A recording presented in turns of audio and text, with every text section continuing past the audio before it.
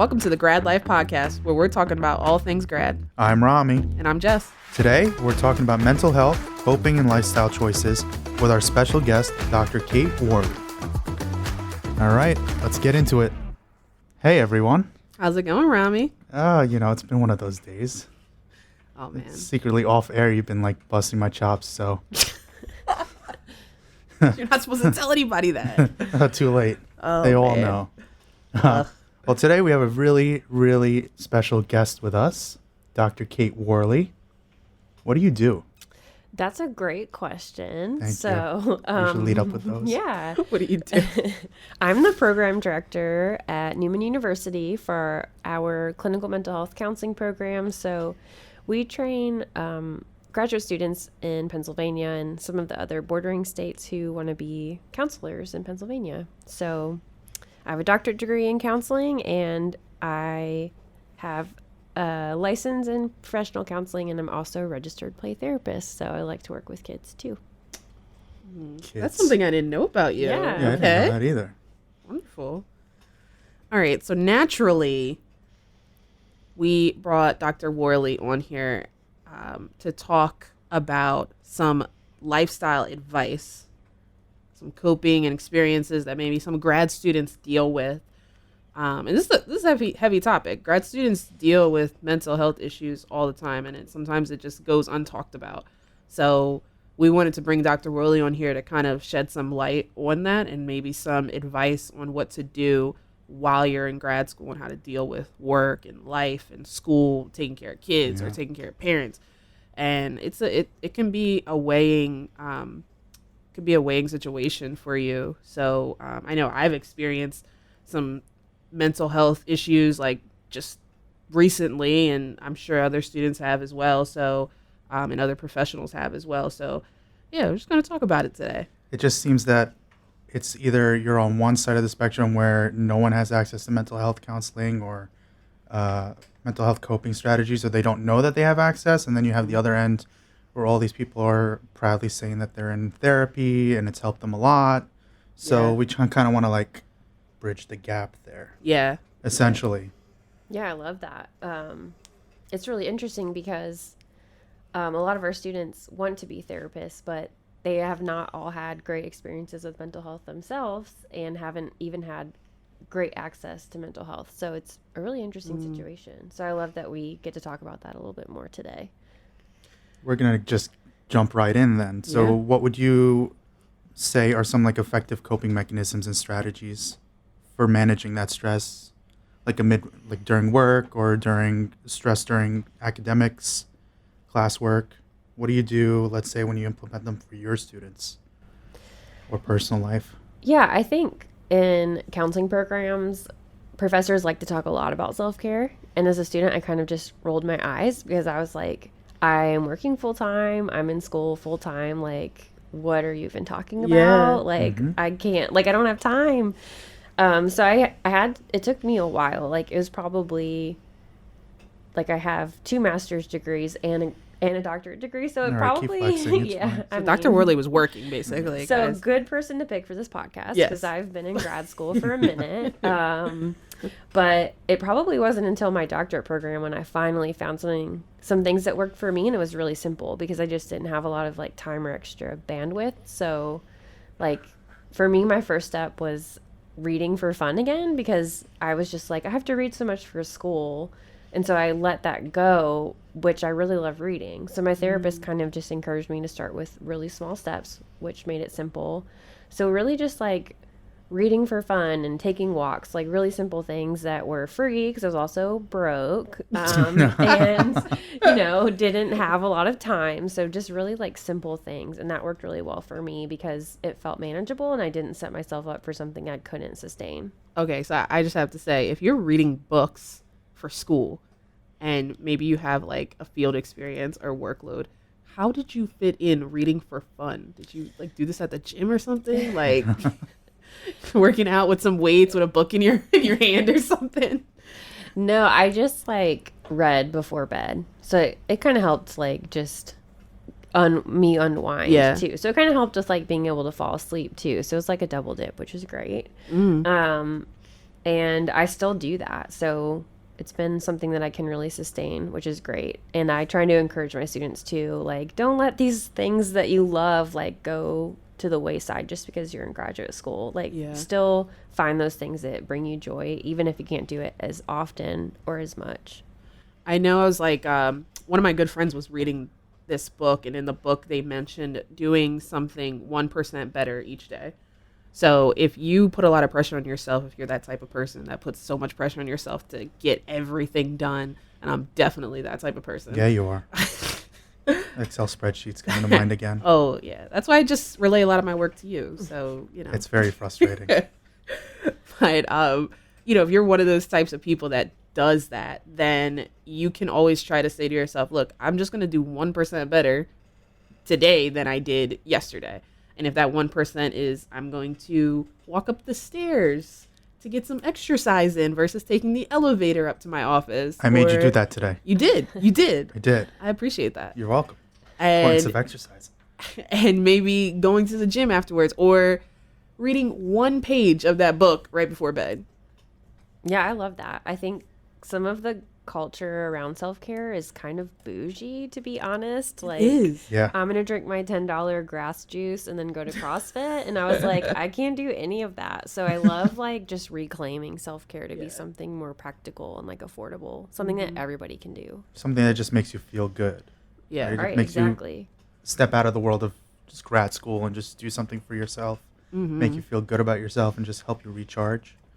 I want to just go back. What's your favorite book, or what's a book that you're enjoying reading at the moment?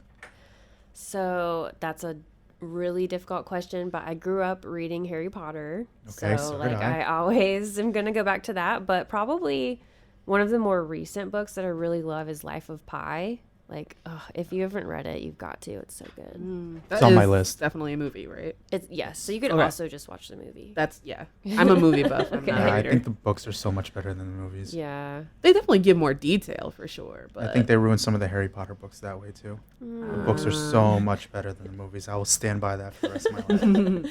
Stay on that hill. well, I'm just gonna say this. Yeah. Thinking about Harry So, Potter.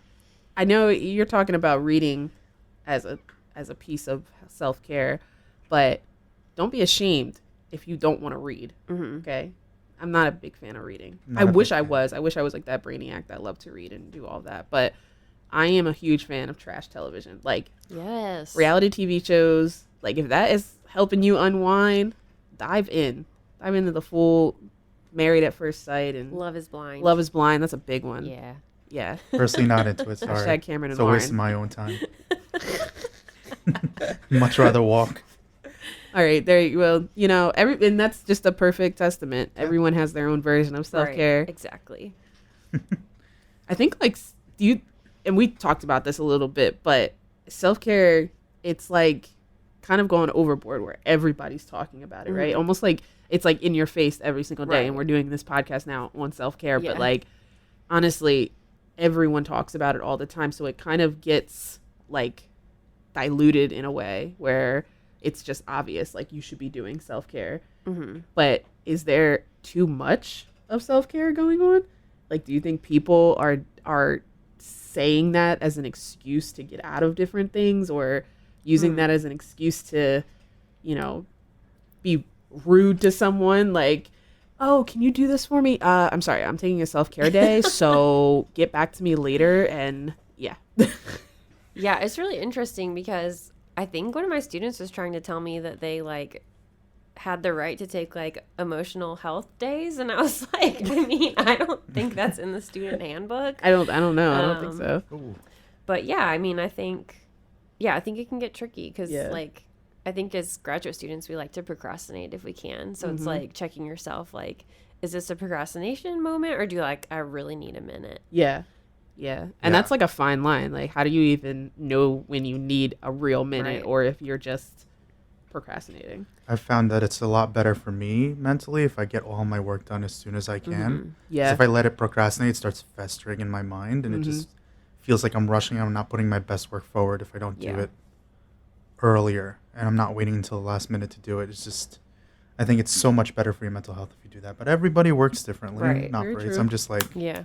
I'm like always on the go. It's just the way that I am. But Well, I had a Yeah. professor tell me something that kind of contrasts to that, but it helped me because, like, sometimes I feel like, oh my gosh, stuff is piling up at home. Yeah. And so she said, write whatever it makes sense for you to do, like write a paragraph or answer like 2 questions and then get up and like do another load of laundry or like do 5 dishes or something, right? So it kind of helps you feel like You're breaking things up a bit. Yeah, a little bit. Yeah. So I think I'm kind of that way, but also I don't like things hanging over my head either. So I understand that for sure. Yeah. No email is going unread or responded to, right? For you? Well, that's the goal. That's the goal. Yeah. I love that answer. That's the goal. No, I think mixing things up is like perfect. Like honestly, working like a little bit at this and then going into something else helps mix it up. It's like interval training or something. Honestly, like how do you feel about life after COVID? Like how people's mindsets have changed so much after COVID. Like it's like I don't need Crazy. to. Well, I don't know if it's crazy, but I think so. it's like I can work from home or I can do this from home or, like people are just more flexible and understanding. Like you said, like professors and employers are a little bit more flexible as far as like, okay, if you need a day, take a day because what just happened for the last 3 years. Like, Right. Yeah. it was crazy. It's like unheard of. Yes. So, but I think now the mindset is kind of changing a little bit more, like where it's going back to like, no, you need to be in office. We don't need to, hold class online anymore. Like we need to be present and in person, and the flexibility is just going away. What do you think about that? I definitely think students have struggled with that because we did, as a counseling program, have to go online for a bit, but we're not accredited to be an online program. So I think it's hard for students to come back after that to being fully in person. But I think that just goes to like, picking the setting that's really works for you. Yeah. Whether that's like hybrid or online or in person, just doing what like works best for your lifestyle. Yeah. So for you, while you were in grad school, did you have any personal experiences or challenges that you faced? And how did you navigate through them? Yeah. So my first semester of my PhD program was really hard. Master's degrees, Yeah. doctorate degree, PhD degree. I don't know what's going on. I'm losing track. She's No. educated. Just one doctorate. Okay. Yeah. Doctorate, Don't want to PhD. falsely represent. Okay. But it's a hard semester just because everyone's getting used to being in a doctorate program and it's our first research class. So we have like a pretty big paper. And in October of that semester, my brother-in-law passed away pretty unexpectedly. So I was out of school for like 2 weeks just to like attend the funeral and everything. And for me, what really helped was communicating with my professors just to let them know like why I was missing class, because that's just one of the ways I was as a student. I didn't like to miss class. So just letting them know. I had to like reschedule a presentation. But I did ask like my options for the big paper, like if I could request an extension, or worst case scenario, like what would it look like to withdraw. And just knowing that I had options helped me because I was able to finish the paper. Like I had put so much work into it already. I wanted to just get it done, but just knowing that I had options really helped me. So I would say the biggest thing is just communicate with your professors for sure. So for grad students, how would you say they can like advocate for their mental health and seek the support they need within their institution? Yeah, I mean, I think regardless of the institution that you're at, they're going to have resources for graduate students. So like at our university, although we're small, we still have several resources for graduate students. We have a writing center so they can get free help on projects. They can even do it virtually. We have a counseling center, so students, pay the tuition that comes with that resource. We have a career center, so if they want to get their like resume read or they want to just talk through like a job application, they can do that. And then I think like one of the resources that's really underutilized is the gym. And I'm looking at Rami over here because I always see him in the gym. And it's I'll free. say hi next time. Yeah, it's free. So it's like, there's also like activities, I think, like one thing that students don't realize sometimes is that there are graduate activities. Like, we took some of our students to a minor league baseball game, which was fun. So I think just understanding what you can access, and even if it's like an online program, like, you're probably still going to have a lot of access to resources even if it's online. So just seeing like what there is for you. That's so key. Like, you mentioned something that like I didn't even think about. Like, as a grad student or just a student in general, you're thinking like, okay, I can utilize a counseling center at the school, but you're like giving all these other different departments that could help. And it probably is, maybe in some people's case, the root of their stress or anxiety. Like, I'm anxious about getting a job, so go visit career services. Or I'm anxious because I'm, gaining a bunch of weight, like stressing out over this program. Okay, well, you have a gym to utilize here, and we have different activities that we do within our gym too. Like, like support groups in that, so you can work with other people to help you lose weight. And so there's like other contributing factors that students may have that are contributing to their anxiety or their stress, and you can just kind of dive into the key reason and then access help that way. I think like another key piece to that also is sort of building your network in a little community, because if you take advantage of all the resources that you have on campus, you sort of get friends here and there, you make connections with other people that you're able to talk. And I think socializing with other people is a big part of mental health. I don't know if you can talk on that. Socializing is like, I think for me, I don't like being alone. I like to talk to everybody. I like to speak and like hang out. You're definitely an extrovert. Oh, thank you. Appreciate it. I don't know if that was a compliment. Well, yeah, it is. It sounded like you had a little bit of shade back there. No, I'm an extrovert too. So I think utilizing that network, having a bunch of people that you can talk to is really, really important. I think that's a great point. Like, especially when you have that cohort of students that you're with in a lot of classes, like, they're literally the people that understand what you're going through. So to really like make connections there is important.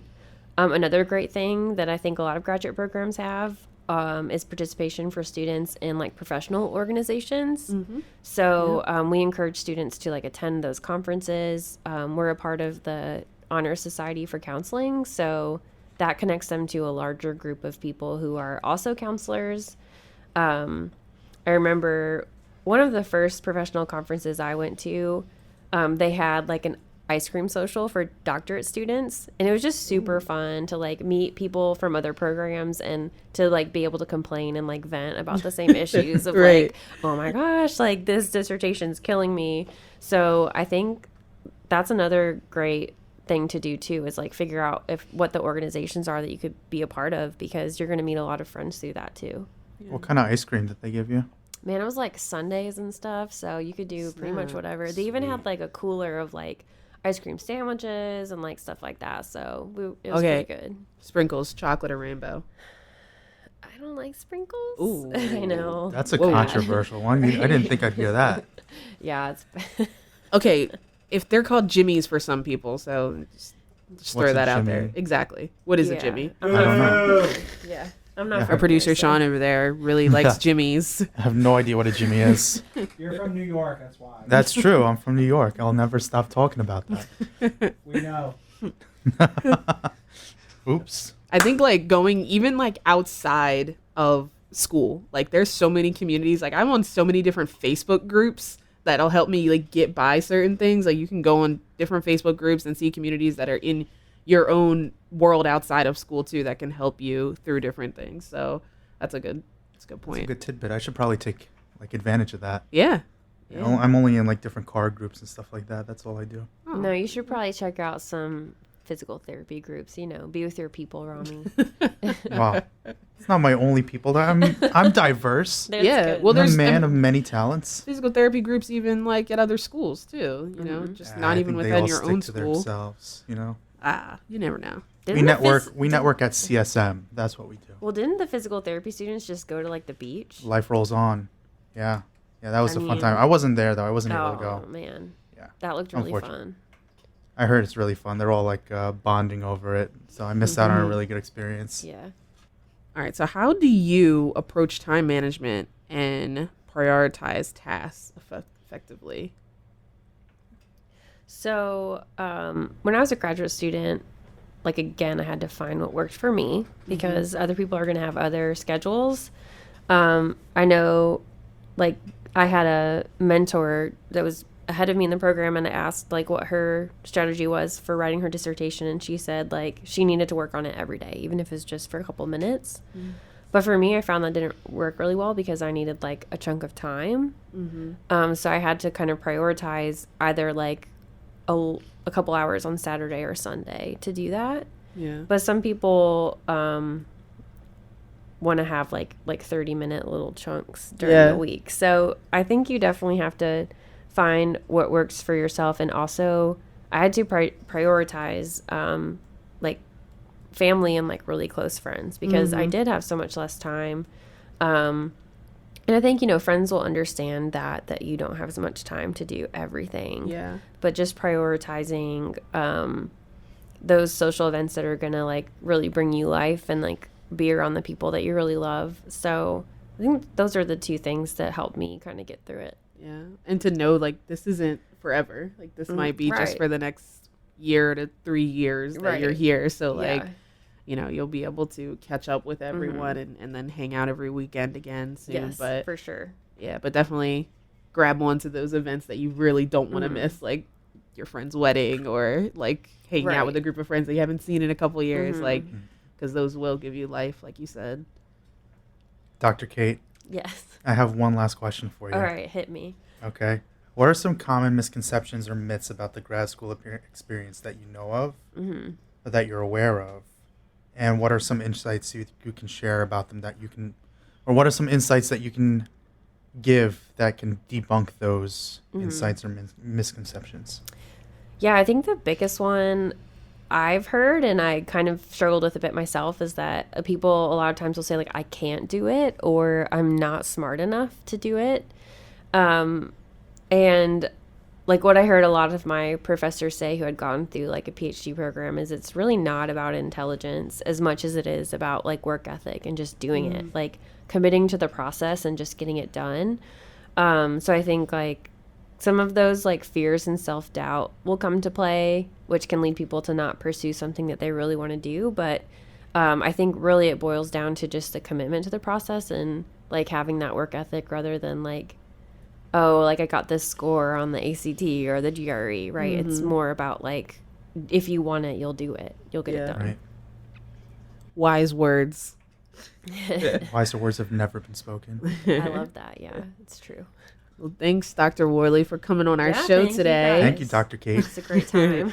I don't know whether I should call her Dr. Kate, Well, Dr. Worley. Worley. You've already started Dr. Kate, so you may not refer to That me might- as Kate anymore. Yeah, that might be a new trend, Dr. Kate. Oof, I'll Love have to that. think about it. How are your exercises going? Have you done them? I'm. Or have you forgot all about them? He's putting me on the spot. Oh, No, but I am gonna get better shoes. that Sounds like every other patient. self-care. I've heard. Okay. I know, yeah, but I'm going to. All right. Promise. I'm gonna harass you about it. Please do. Professionally harass. Yeah. We're gonna see Dr. Kate in Skechers. I Oh love God. that. What about some New Balances? I have those. Is that You do? bad?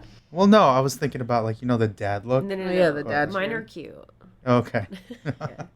Sounds good. I guess we'll just end on that then. I'll keep you guys all updated on Dr. Kate's progress. Thanks, I appreciate it. Skechers or Yeah. New Balance.